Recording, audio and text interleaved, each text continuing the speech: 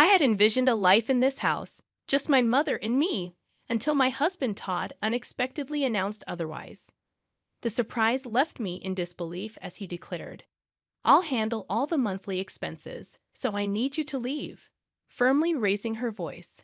I was taken aback and bewildered by their sudden decision. The motives behind their actions only became clearer when my mother-in-law completed the condominium contractor's name change. My name is Summer, and at 34 years old, I lead a busy life. My father, who ran a small-town workshop, bestowed this name upon me due to my birth during the summer season. While it may seem basic, it carries my late father's deep love. His polishing skills were renowned in the industry, and despite tough times, I cherished the moments playing in the workshop as a child. However, the workshop faced financial difficulties, leading to my father's tragic end in the back of the shop during my elementary school years. To shield me, my mother and I left town to start a discreet life elsewhere. Unfortunately, the years of hardship took a toll on my mother's health, and she passed away during my high school years.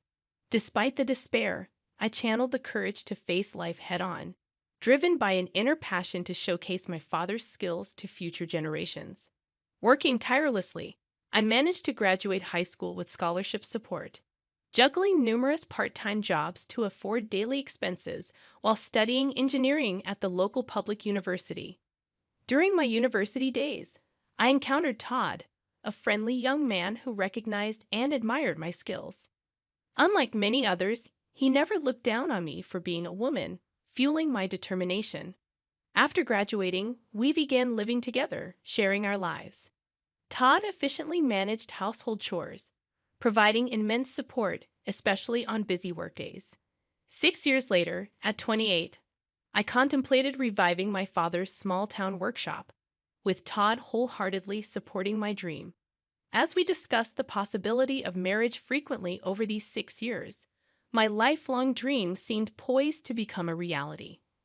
However, my primary focus was on rebuilding my father's workshop before considering marriage.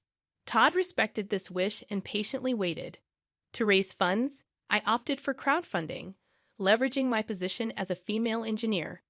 I incorporated the uniqueness of my story into the advertising campaign, aligning with the societal shift towards increased support for women.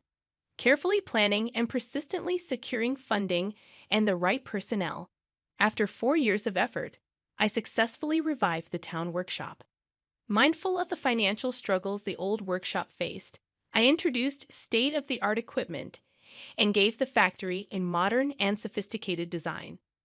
By establishing facilities and systems conducive to women, I aimed to create a workplace that was both productive and female-friendly. These efforts quickly elevated the workshop's status to top tier within the industry. While some might perceive my success as luck, it was, in fact, the result of numerous challenges and tireless efforts. Todd, my university partner, knew this best.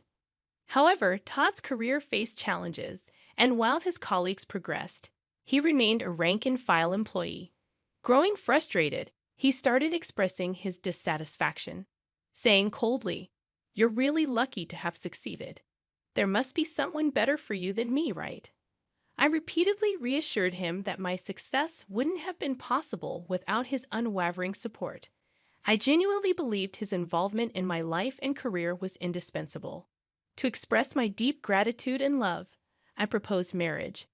I valued his special presence, pure and warm-hearted sensitivity, bringing happiness to my everyday life.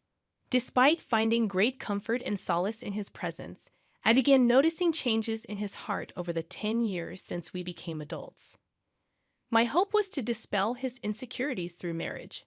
Upon deciding to marry, we rushed to inform our families. Contrary to my expectations, Todd's family home was an old, decaying wooden house that raised concerns about its stability. When Todd's mother first saw me, she remarked, "You're the daughter of the wealthy business owner they often talk about," reflecting my past fundraising and media exposure. In the pursuit of success, I had emphasized the importance of first impressions, but the reality of Todd's family background differed from my expectations. I dedicated considerable time and effort to my attire and appearance, aiming for a suitable impression. However, from my mother-in-law's perspective, my outfit might have appeared flashy and excessive. She started speaking in a sarcastic tone, implying that I owed my appearance to Todd's assistance. Despite feeling grateful, I sensed tension as I entered their quite old house. Todd seemed to have something on his mind, but remained silent. His father, in tattered clothes and with a restless demeanor, reflected the atmosphere of the home. Apologizing for the state of their house, he acknowledged its issues and conveyed that it might differ from the appearance of a wealthy household. Trying to calm myself, I internally took several deep breaths. Each time I made a casual remark, Todd's parents responded with comments about how rich people have different ways of thinking and values than common people like us, making genuine conversation difficult. Back at home, I asked Todd about his parents' views on wealth, and he shared surprising facts. Since childhood, he was taught that fancy apartment buildings were probably built on wrongdoing, and wealthy people engaged in shady dealings. They were believed to lack understanding of others' feelings or hardships, and Todd was advised to avoid befriending children from wealthy families. Although I hadn't grown up in a wealthy family myself, I found it intriguing to understand the roots of his parents' strong feelings. Even afterward, Todd's parents disapproved of our relationship. His mother often expressed concern about me making him do too much, while his father advised him not to let married life be completely dominated by his wife. These sentiments seemed to contribute to Todd's declining self-esteem. Behind my successful career was a desire to fulfill my late father's dream, not a wish to look down on others or use them. Despite Todd previously discussing this with his parents, my social success left a lasting impression on them. Attempting to improve our relationship, I communicated and tried to understand them multiple times. However, no matter how much goodwill I showed, Todd's father approached me with bias, saying, "This is how rich people think." Their reactions gradually closed off my heart.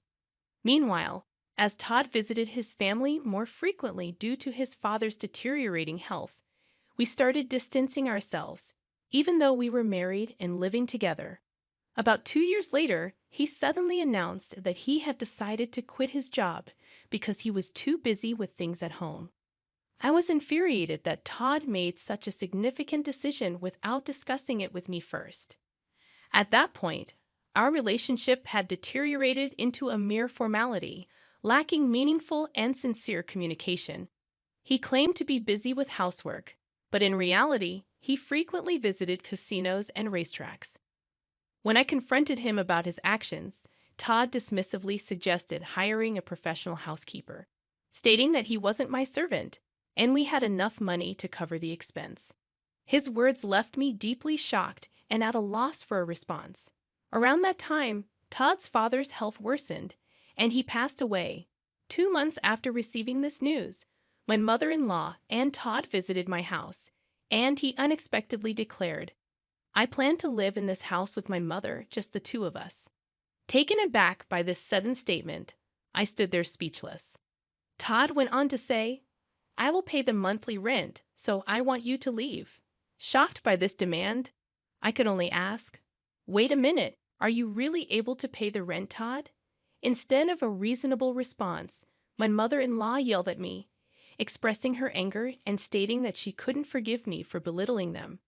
Todd, dissatisfied, sighed deeply, proclaiming that he wouldn't tolerate being bossed around anymore and intended to live life on his terms.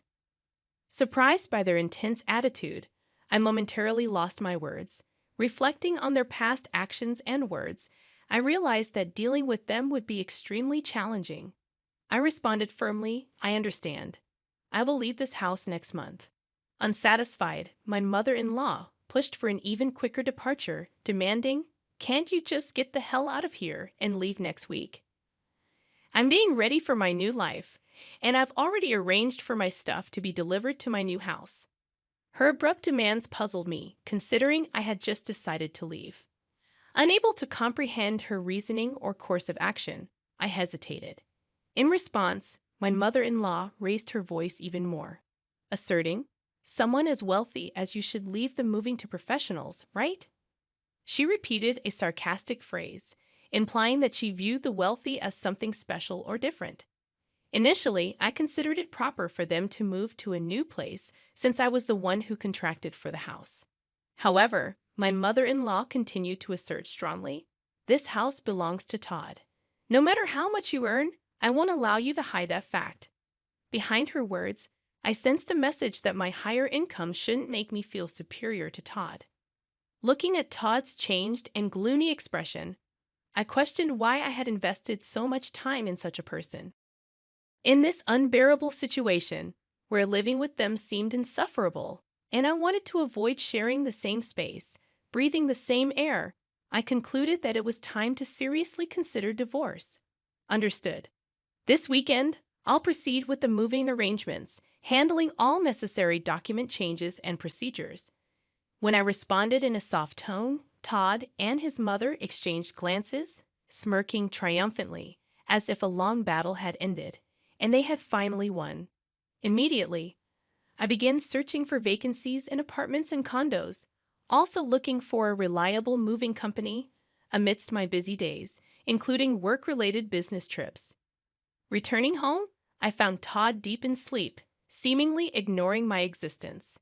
On the weekend, he calmly signed the divorce papers without displaying any emotion. Meanwhile, his mother was receiving explanations from the real estate agent about the rental agreement and signing the contract. I was particularly concerned about whether she truly understood the high rent of $66,000. After completing all the procedures, I found myself walking alone toward a new place with a high-rise condo behind me. The new apartment, a one-bedroom with secure surroundings, was perfect for me living alone. During the move, I decided to discard many unnecessary things, clearing both my room and my mind for a fresh start. Decorating the space to my liking was an enjoyable time for me, gradually immersing myself in the new lifestyle. Thoughts of Todd and his family started to fade, although I couldn't completely erase them from my mind. Reflecting on the memories with Todd and the challenging times we had overcome together, I never imagined our relationship would end this way. Especially during our university days when we struggled financially, we supported each other's livelihood. The strain that developed over time was deep and immeasurable. However, I later came across shocking information when I coincidentally reunited with a university friend. She told me rumors of Todd flaunting around in city clubs. Also, a former neighbor from where I used to live mentioned seeing my ex-mother-in-law frequently entering and exiting a luxury foreign car. They described them wearing unfamiliar, luxurious fur clothes and speaking completely differently than before. Hearing about their lavish lifestyle, I couldn't believe they'd once looked down on the wealthy. Particularly after I had distanced myself from that life, I saw how much they had transformed. Then, unexpectedly, 2 months later, I received a call from Todd. "I really need your help." His voice conveyed a level of desperation I had never heard before. I had not expected to hear from him in such a manner after our one-sided relationship ended. Actually, we've gotten ourselves into some unexpected trouble. What exactly happened? Todd's response indicated that the events had begun 3 months prior. He was shocked to learn the astonishing truth through a call from his mother. "I hit the jackpot in the lottery. Can you believe $30 million? She had apparently been buying lottery tickets in the past, and this time she had won an amount beyond her wildest dreams. Is that really true, or is it a joke?" Todd asked her to confirm. After checking the lottery numbers multiple times herself, the ex-mother-in-law assured, "There's no mistake. I've checked it over and over. We are so unbelievably rich now. Now we can face those upper-class people with no problem. Truly, God has blessed us." She spoke with elation, lifting her spirits. Moved by these words, Todd was in tears, and his mother added, "With this amazing stroke of luck, you can escape from that woman's clutches. Have you heard? She seems to be frolicking around with some young guy now. Such a woman should be kept at a distance." These words pushed Todd further, and his pent-up anger and frustration boiled over. "Now that we've acquired wealth, I won't be controlled by her. We won't have anything to do with her anymore," he declared with a trembling voice, informing me of our disconnection. It became evident that during these events, a common goal had emerged between them to completely exclude me. Subsequently, they began a lavish lifestyle in a downtown luxury condo, seemingly spending extravagantly every day. Todd used his savings liberally, and the ex-mother-in-law spent her late husband's inheritance without any reservations. Excited, they decided to go to the nearest bank to cash in the lottery ticket. However, at the bank, they faced a shocking truth. The lottery ticket they brought was from the previous year. Disbelief and dismay spread across their faces. It turned out the ex-mother-in-law had been comparing last year's lottery ticket with this year's winning numbers. Amidst this commotion, there was a deep-seated fear that somehow I would take their wealth from them. Surprised upon hearing their story, I was at a loss for words. "That's truly unfortunate and sad." I conveyed my sympathy. Just as I was about to end the call, Todd spoke up again, asking, "But we should have a right to alimony, right?" Continuing to claim without any basis, he added, "You were cheating, right? On that fact alone, we should be able to claim alimony."